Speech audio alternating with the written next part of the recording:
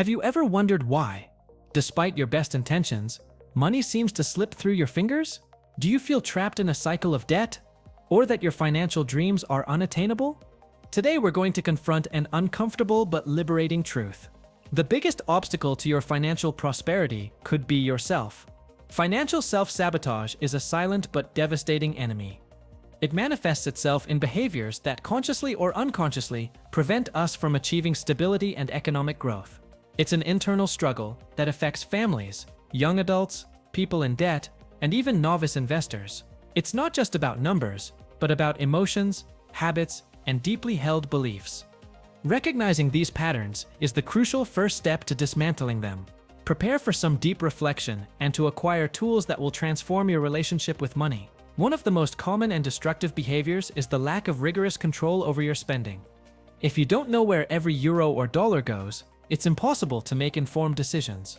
This financial blindness is a recipe for disaster.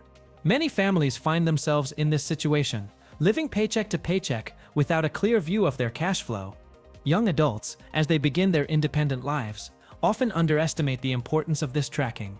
Without a record, identifying unnecessary expenses becomes an impossible task. A budget is not a straitjacket, but a roadmap to financial freedom. It allows you to assign a purpose to each part of your income, from basic needs to savings and investments. It's an essential tool for anyone who wants to take control of their finances. For those in debt, a detailed budget is the starting point for breaking the cycle. It helps you identify where you can cut back so you can allocate more funds to paying off debt. It's an act of empowerment and responsibility. There are multiple ways to record your expenses, adapting to different lifestyles. You can use intuitive mobile apps that connect to your bank accounts, customize spreadsheets, or even a simple notebook. The important thing is consistency and honesty. Review your bank and credit card statements regularly. Identify those forgotten subscriptions or small daily expenses that, when added together, represent a significant cash drain. Every cent counts in building your financial future.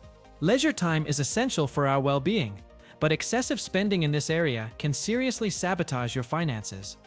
It's easy to get caught up in the instant gratification offered by recreational activities without considering their long-term impact.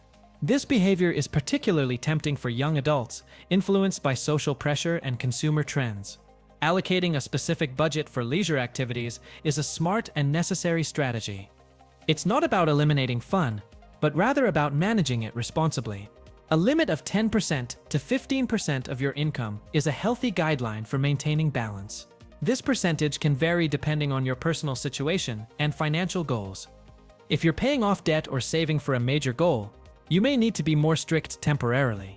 The key is flexibility and adaptability. Look for entertainment alternatives that are cheaper or even free. A picnic in the park, a game night at home with friends, or exploring nature trails can be just as rewarding as an expensive outing. Creativity is your ally. For families, leisure spending can be a source of friction if not managed properly. Planning joint activities that fit within the family budget fosters unity and financial responsibility. Involving children in these decisions teaches them valuable lessons. People in debt should be especially cautious with this type of spending. Every euro spent on excessive leisure is a euro not used to reduce debt. Prioritizing financial stability over immediate gratification is an act of self-care. Impulse purchases are the result of quick, emotional decisions, often without real need or planning. They are a reflection of instant gratification and can be a symptom of stress, boredom, or even low self-esteem. This pattern is a major contributor to debt accumulation. Thinking before you buy is a golden rule in financial education. Stop, breathe, and ask yourself if you really need that item, if you can afford it, and if it aligns with your financial goals. This pause can save you from many regrets. Modern marketing is designed to exploit our emotional weaknesses. Limited time offers, attractive discounts, and the pressure of social media push us to buy without thinking. Recognizing these tactics is the first step to resisting them. For young adults, the influence of trends and social comparison can be overwhelming. Learning to differentiate between a want and a need is a vital skill. True freedom isn't buying everything you want, but rather having control over your spending decisions. Implement the 48-hour rule. If you see something that tempts you, wait a day or two before buying it.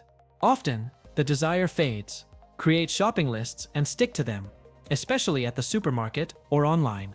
Avoid shopping when you're emotionally vulnerable, such as when you're feeling sad, stressed, or bored.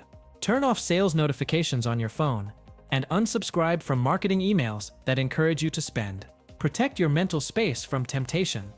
We all have dreams: a big house, a trip around the world, the freedom to not worry about money. However, a dream without a plan is just a fantasy. Mistaking a vague desire for a concrete goal is a subtle but powerful form of self-sabotage. Dreaming doesn't require much effort, but goals require real commitment. They must be concrete, measurable, achievable, relevant, and time-bound. SMART stands for smart. This distinction is essential for anyone aspiring to prosperity, from families planning for the future to novice investors. A financial goal, for example, isn't "I want to be rich," but rather "I want to save 50,000 euros for a down payment on a house in the next 5 years." This specificity allows you to chart a clear path and design detailed and realistic strategies to achieve it. For novice investors, setting clear goals is crucial. Are you investing for retirement, your children's education, or a short-term goal? Each goal requires a different investment strategy and an appropriate level of risk. Break down your large goals into smaller, more manageable ones. If your goal is to save 10,000 euros in a year, your monthly goal will be approximately 833 euros. This makes the process seem less overwhelming and more achievable. Review your goals regularly and adjust them if necessary. Life changes, and so can your financial goals. Flexibility and adaptability are just as important as discipline on the path to achieving your dreams. Beyond superficial behaviors, there's a deeper level of financial self-sabotage. These are behaviors that lead us to spend everything we earn, avoid reviewing our personal finances, or go into debt without real need. These actions often have complex emotional and psychological roots. This self-sabotage can arise from unresolved emotional patterns, behaviors learned in childhood, or emotional deficiencies. Our relationship with money is in many cases a reflection of our relationship with ourselves and the world. It's an area that requires serious reflection and a cautionary approach. Some people spend compulsively to fill emotional voids, seeking in shopping a source of comfort or validation. Others avoid looking at their bank statements for fear of facing an uncomfortable reality, preferring ignorance to action. These are manifestations of anxiety, low self-esteem, or even trauma. Limiting beliefs about money, such as "money is bad" or "I'll never have enough," can also sabotage our efforts. These ideas, often inherited from our family or environment, prevent us from attracting and retaining prosperity. Identifying them is the first step to banishing them. For families, these patterns can be passed down from generation to generation, creating cycles of scarcity. For people in debt, emotional self-sabotage can be the reason they can't get out of debt, despite their efforts. Young adults may replicate irresponsible spending patterns observed in their environment. We must recognize that money is not just a tool, but also a mirror of our psyche. It is an act of profound financial education. It invites us to look beyond the numbers and explore the underlying motivations for our decisions. Once we've identified the behaviors and roots of self-sabotage, the next step is to diffuse it. This process requires intentionality, patience, and a commitment to personal growth. It's a journey of self-discovery and empowerment. There's no magic bullet, but rather a set of interconnected strategies that address both the practical and emotional aspects of our finances. This is a call to action, to take control of your financial narrative. Keep a financial journal or record of your emotions related to money. Write down not only your spending, but also how you felt before and after an impulse purchase or when you avoided reviewing your finances. This will help you detect unconscious patterns. This self-observation exercise is a powerful tool for mindfulness. It allows you to see the connections between your moods, your beliefs, and your financial actions. It's like shining a light into the dark corners of your mind. Financial education goes beyond knowing how to invest or save. It involves understanding the psychology of money, how our emotions influence our decisions. Look for books, courses, and resources that integrate this perspective. For novice investors, understanding market psychology and how your own emotions can lead you to make poor decisions is just as important as knowing the fundamentals of investing. Learning to manage fear and greed is key. If your self-sabotage patterns are deep and persistent, seeking professional help can be transformative. A therapist can help you work on self-esteem, anxiety, past trauma, and limiting beliefs that affect your relationship with money. For people in debt, therapy can be a safe space to address the shame, guilt, and stress associated with debt. There's nothing to be ashamed of in seeking support to improve your overall well-being, including your financial well-being.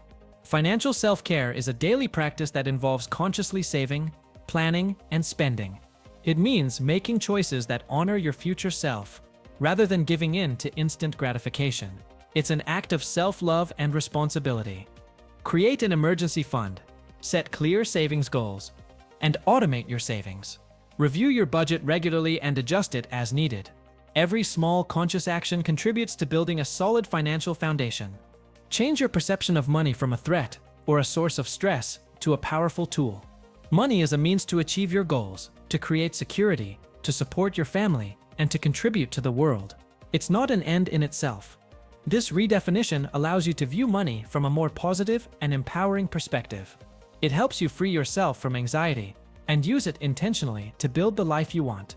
It's a mindset shift that opens doors to new possibilities. The path to financial freedom isn't easy, but it's absolutely possible. It requires courage to look inward, discipline to change habits, and an unquenchable thirst for knowledge. Remember, every little step counts. Every conscious decision brings you closer to your goals. I encourage you to take concrete action today. Review your spending from the past week, set a smart financial goal, or find a financial education resource. Don't let self-sabotage rob you of the life you deserve. It's time to take control and build a prosperous future. Your financial well-being is in your hands.